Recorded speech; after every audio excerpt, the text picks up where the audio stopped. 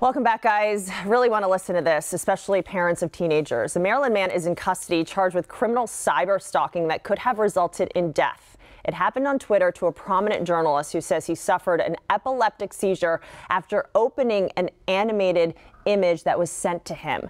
And joining us now with more on this is internet law expert Travis Crabtree. Travis, thank you for joining us this morning. My pleasure. Okay, so let's talk about this new frontier, because folks need to really understand what's going on and what other people are doing now. They're intentionally finding ways to hurt someone with a tweet or a message.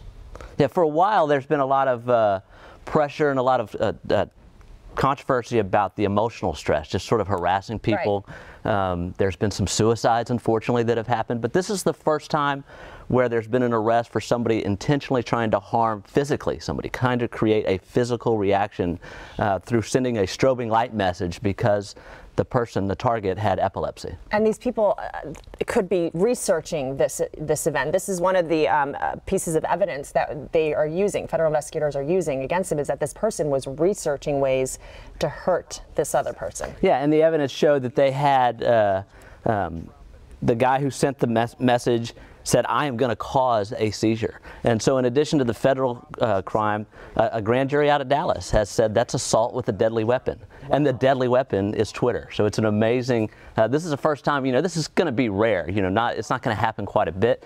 But as everything gets connected, our cars, our houses, right, you're going to see more of these types of things where people try to create just physical harm in addition to the emotional harm that we're used to through the internet and through social media. And legally, these people are going to be held accountable for this. I mean, the laws will change to follow the digital era, of course. Right, and the law is there, right? If I do something that intentionally tries to harm you, that's against the law. Whether I punch you in the face or whether I send something electronically, I will go to jail for this. And I think they're going to try to send a message on this unique case to try to let everybody know this is not acceptable. And also this is good for parents to really start talking to their kids about this and their teenagers about this, because they probably don't even think about something, if they're mad, they'll send something or they'll say something, but they don't realize that this could have those ramifications, those long-term ramifications. Right, so in this case it was a 29-year-old man, but there's digital footprints, digital fingerprints is what we call it, everywhere. So even if you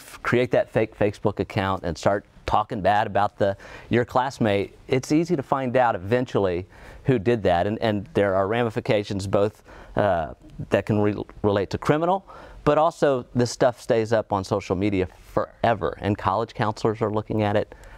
Job applicants are looking at it, employers are looking at it, and so it is important to realize what goes on social media usually is there forever. Forever. Keep that in mind. All right, thank you, Travis, so much for joining us this morning. Great info, great tips. You can find all this and a replay of this segment online at click2houston.com. We'll post it under our video tab on our homepage after the show. Thank you, Travis. You're welcome. All right, here's a live